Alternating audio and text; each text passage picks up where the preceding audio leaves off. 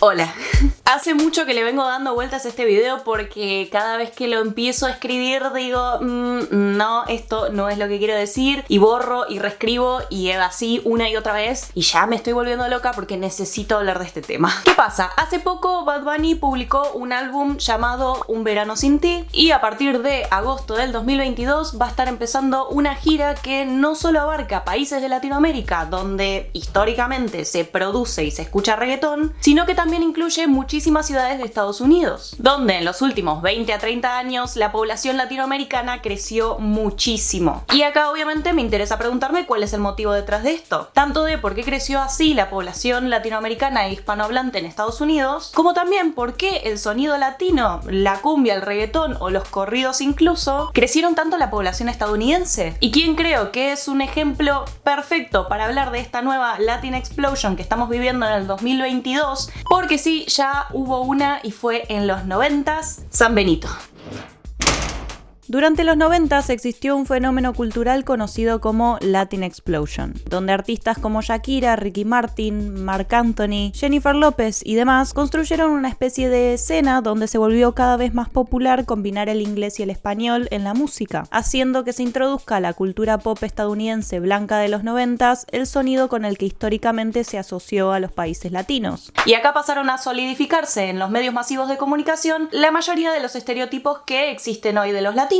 La fogosidad, el calor, el picante, el spicy latino, cosas que, de más está decir, no son más que una generalización enorme y bastante molesta, diría yo. Artistas como los que ya mencioné explotaban desde en MTV hasta en radios de barrio y películas que al día de hoy todavía pasan en la tele, por lo que se empezó a, entre comillas, normalizar cada vez más en la mente de los espectadores la idea de los latinos siendo parte de escenarios pop de Estados Unidos que históricamente habían sido exclusivos de gente blanca. Esta tendencia iba en ascenso, pero ¿qué pasó? Llegaron los 2000 y con los 2000 llegaron muchos avances tecnológicos, pero también muchos colapsos sociales, políticos y económicos a nivel global. Al ser el contexto algo muy caótico y al ser los avances tecnológicos algo muy costoso todavía a principios del milenio, se empezó a marcar mucho más la diferencia entre los países más ricos y los más pobres, porque el acceso a las nuevas tecnologías y por ende a otro tipo de información y otras formas de interactuar con los otros y el mundo pasó a ser un privilegio económico. La piratería de contenido aumentó en Latinoamérica porque era la única manera de acceder a ciertas cosas como la música de artistas anglo. Encima, para los artistas latinoamericanos era muy caro producir materiales que fueran consumibles en Estados Unidos o Europa, porque los presupuestos no eran los mismos y los estándares de la industria eran inaccesibles. Hasta que una maravillosa herramienta llamada Wi-Fi, junto a otra maravillosa herramienta conocida como iPhone, a las que después se sumaron las herramientas de las redes sociales, pero principalmente Facebook, abrieron de par en par las puertas para que muchos artistas latinoamericanos pudieran llegar a otras partes del mundo de una manera mucho más rápida, simple y sobre todo barata, provocando que otras culturas pasen a reapreciar el sonido, la estética y el lifestyle que ya los había enamorado en los 90s. Que estas otras culturas noten que esto es algo lucrativo y que busquen incorporarlo de alguna manera. Y así llegamos al día de hoy, donde todo el mundo habla de las sessions de Bizarrap, los problemas entre Residente y J Balvin, The Weeknd haciendo colaboraciones con Rosalía, Justin Bieber haciendo una versión de Despacito allá en el 2017, Daddy Yankee haciendo tours enormes por Estados Unidos y Bad Bunny siendo el artista más escuchado de todo Spotify en el 2021 y por segundo año consecutivo.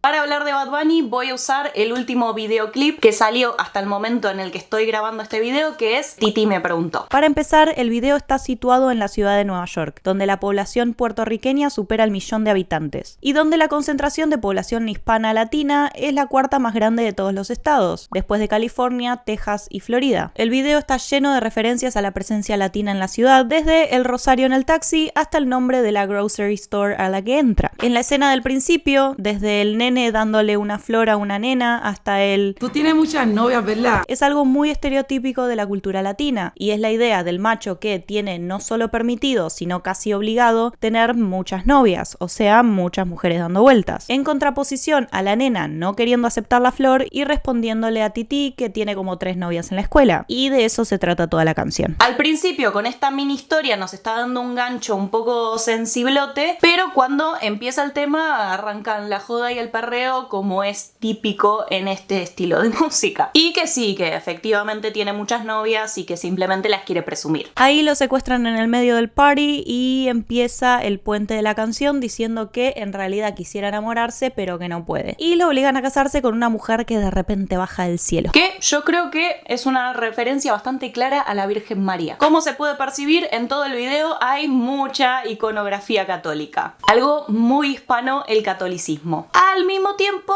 en el que tenemos un montón de situaciones como llenas de excesos que van en contra de todo lo que son los mandatos del catolicismo. By the way, si quieren saber más sobre cómo cala la Iglesia Católica en la cultura de los países latinoamericanos, pueden ir a ver mi video sobre Marilina Bertoldi y Amuleto, porque ahí profundizo más sobre el tema. Desde el momento cero usa mucho los contrastes, digamos. Pone en paralelo una idea de vida con la otra y las compara. Cómo viven el amor el nene y la nena, las preguntas y respuestas de Tití, la fiesta en la calle llena de gente perreando versus la boda donde aparece un ser celestial y todos están súper formales. Y también el ser de Puerto Rico es un poco estar en el medio de las dos cosas, la tradición latina versus la vida estadounidense. El contraste es una figura retórica bastante usada en productos audiovisuales en general, porque nos permite expresar una dicotomía de una forma muy clara y concisa, y no hay que explicar mucho. El nombre apropiado de este recurso es antítesis. Se contraponen dos términos que en realidad son opuestos, pero que al juntarse crean una idea un poco más compleja. Por ejemplo, cuando Bad Bunny dice: tengo a una, mañana a otra, ey,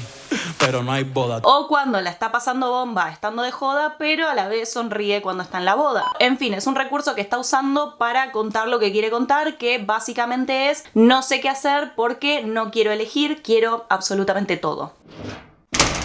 Así como Benito se siente conflictuado entre querer una novia y quererlas a todas, así como Un verano sin ti expresa las contradicciones de qué felicidad es verano, pero estoy triste porque vos no estás acá, la realidad estadounidense está atravesando un momento de qué buena toda esta diversidad, pero qué miedo porque no sabemos para dónde nos va a llevar. Hoy en día en Estados Unidos existe un escenario político completamente polarizado, como está pasando en casi todo el mundo, la eterna lucha entre lo progresista y lo conservador. Los republicanos y los demócratas, que históricamente se presentaron como opuestos, pasaron a englobar muchas de las ideas que están cada vez más divididas por la información que corre por redes sociales. Los algoritmos de Facebook, Twitter, Instagram y TikTok nos muestran solo las cosas que podrían interesarnos según nuestros comportamientos previos en las plataformas. Por lo tanto, solo nos muestran contenidos que se alinean con nuestros preconceptos y gustos, porque el objetivo de estas empresas no es facilitar el acceso a la información, sino que vos pases más tiempo ahí para que veas más anuncios y ellos puedan hacer más y más plata. Y para lograr eso, lo que hacen es hacerte sentir a gusto para que hagas funcionar la maquinita tragamonedas. Recapitulando, por un lado tenemos a las plataformas dividiendo las ideas de la sociedad en dos grandes grupos, por otro tenemos a dos grandes partidos políticos que adoptan esas ideas como propias porque les conviene según sus intereses, y por último tenemos un hecho innegable, que es que la población latina en Estados Unidos crece muchísimo año tras año. En el 2020 rondaba los 60 millones de habitantes, y con eso el uso del español como segunda lengua en el país es cada vez mayor. Se estima que más del 12% de la población total habla español. ¿A dónde nos lleva esto? A lo que el conejito malo diría: